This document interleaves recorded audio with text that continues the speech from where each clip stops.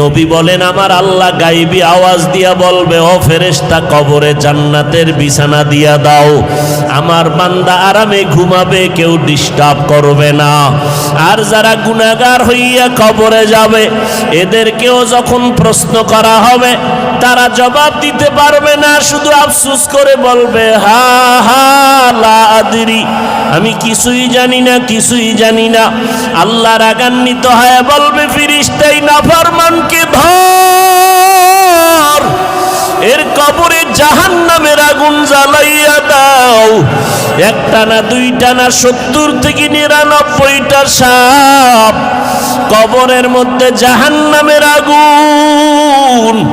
আল্লাহর অর্ডার হবে, ওরে কবরের মাটি এই গুনাহগারের দুই দিক থেকে জোরে জোরে চাপ দাও।